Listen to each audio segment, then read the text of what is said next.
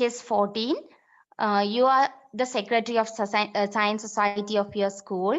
The teacher in charge asked you to organize a trip for the members to visit the planetarium. Write a letter to the director of the planetarium. Use about 100 words, and you should include the following details in your letter: date and time of the visit, number of participants.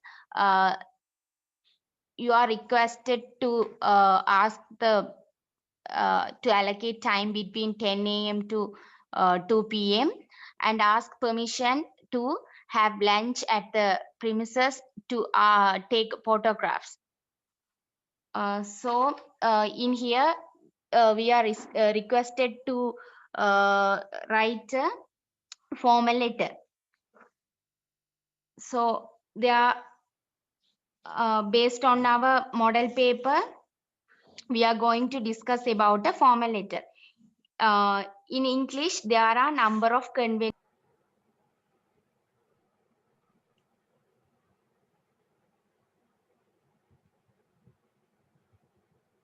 Based on our model paper, we are going to discuss about formal letter.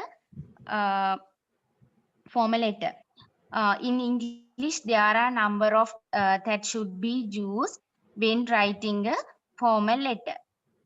More you try to write simply and as clearly as possible, not to make the longer necessary, not to use informal language like contractions. The letter align should be left aligned. So in our model paper, first we write center's address. In here, our center's address is ABC Public School, Colombo 3, and followed by the center's write the date. This is the date on which the letter is being written. So 6th November 2020 is the letter date. Following the date, after leaving space, we write the receiver's address. So in our letter, receiver address is the director, Professor Stanley Vijayasundara Mavath, Colombo 7. Following the receiver's address, a greeting will be there. This is where you greet the person you are addressing the letter to. Bear in mind that it is a formal letter, so the greeting must be respectful and not too personal. The personal greetings, the general greetings used in formal letters are sir or madam. If you know the name of the person, the salutation may also be Mr. ABC or Mrs. XYZ. Something like that we can write. But remember, you cannot address them only by their first name. It must be the full name or only their last name. After the greetings or salutation, we move on to the subject of the letter. It means sum up the purpose of writing the letter in one line. This helps the receiver on the subject of the letter in glance. And also we should underline the entire line. We write inquiry regarding the proposed visit. This is our subject, and after that we'll move on to the body. Is the main content of the letter. It is either divided into 3 paras or 2 paras. If the letter is brief, the purpose of the letter should be made clear in the cell. In our model, the purpose of the purpose is proposed to visit. So I would in here I would like to inform you that the Science Society of the ABC Public School is expecting a visit to Planetary Month, as the students are quite willing and excited to watch the night sky program. So this is the first para of the letter, and which is give the introduction of our letter. And another point is the tone of the content should be formal, and uh, another point to keep in mind is that the letter should be concise and to the point. Based on our model paper, we should include details which have in below to the question. Then we move on to the closing the letter. At the end of your letter, we write complimentary clause. The words we can use that are yours faithfully or yours sincerely. Here we used yours sincerely. Then finally, you sign your name and then write your name beneath the signature. So in here, Judy Pereira is the sender of the letter. So he wrote his name. He is the secretary of the Science Union. Okay, dears, I hope you got the clear idea about how to write formal letter and tips as well. Following part will do by Nicolo.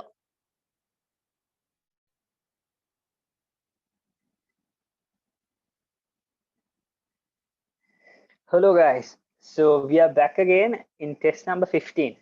So here what we got to do is we have a paragraph and we have to read it, and they have given some questions that we need to answer. So basically in a question like this, what they want to test is your reading ability and also the way you understand what you read. So once you like get a question like this, make sure that you just focus only on the paragraph itself, because like normally the paragraph that they're going to give is a long one. So if you do not focus, you might have to read it once, twice, or thrice.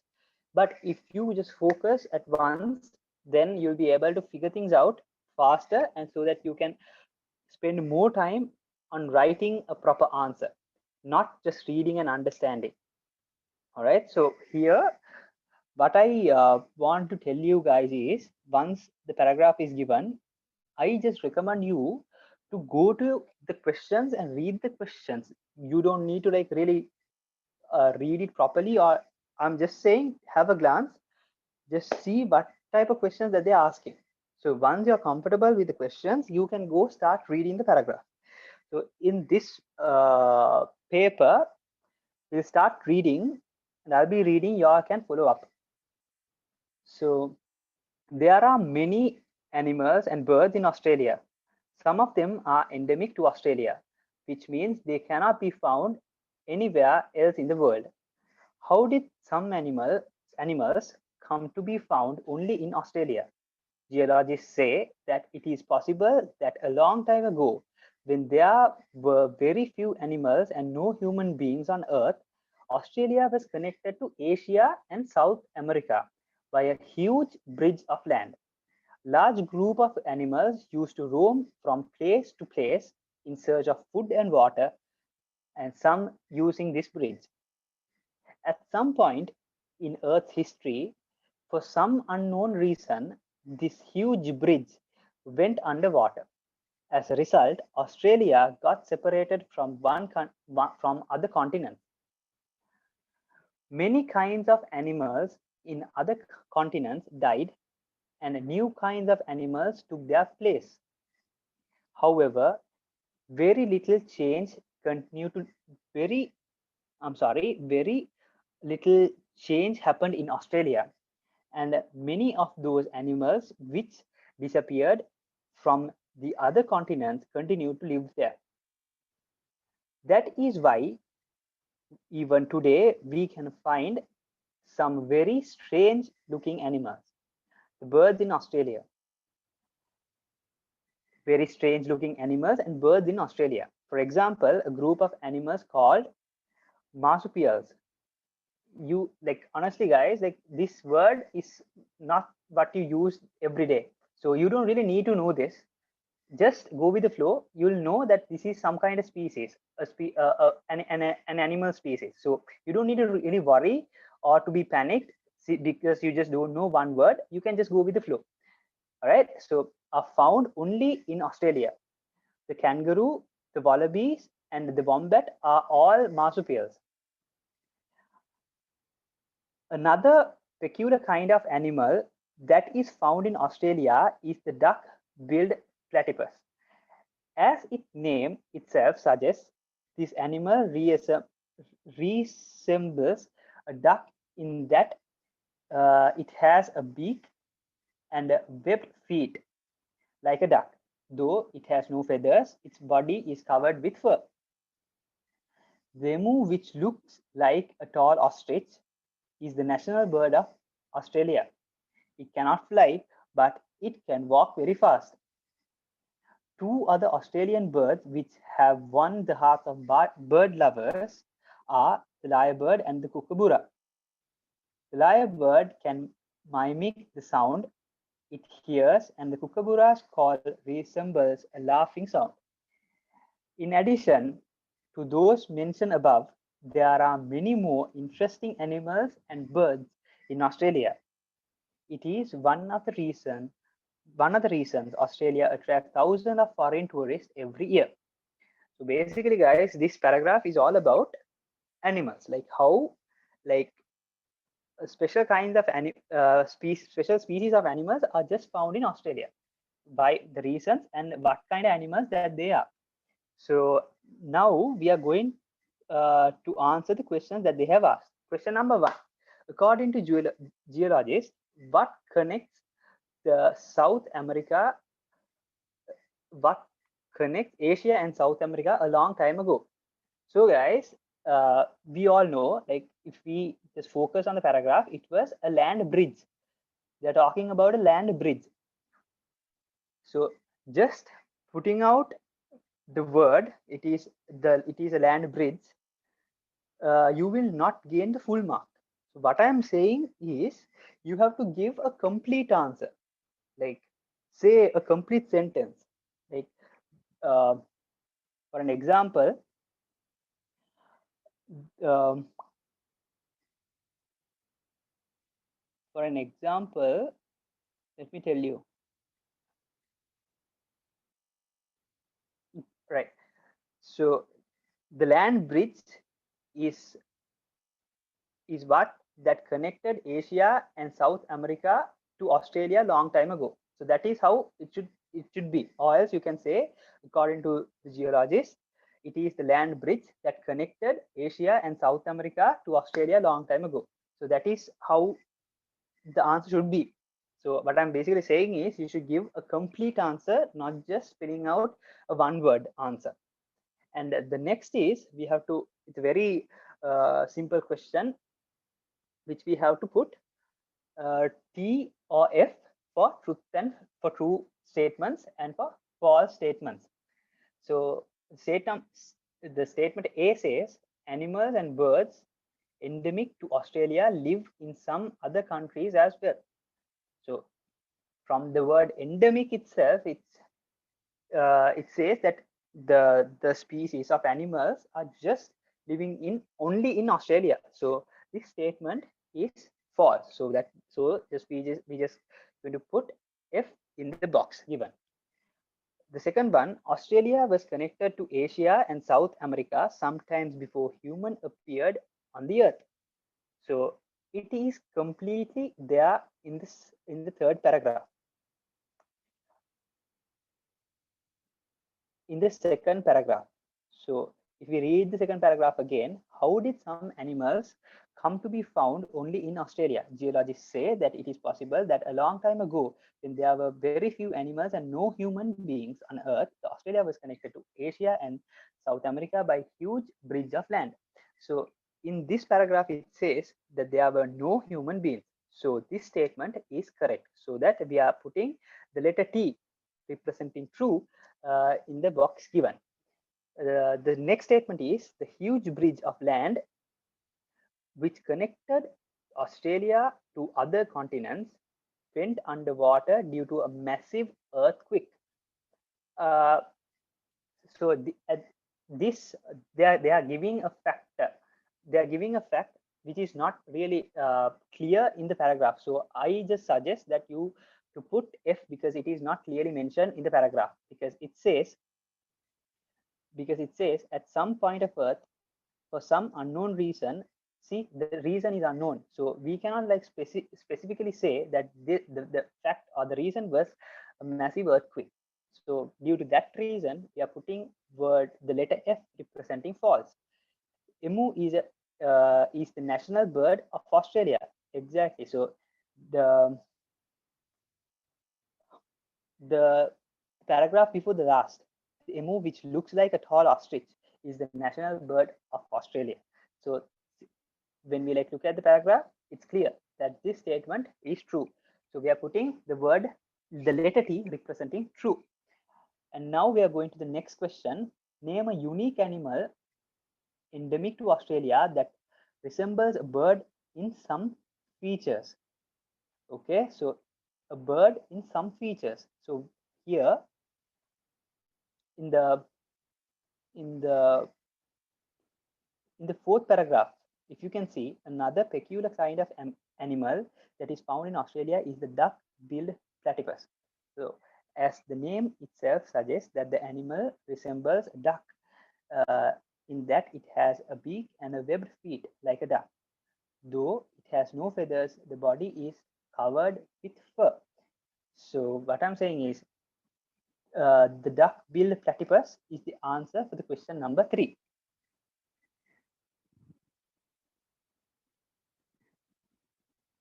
And now we are moving forward to the question number 4.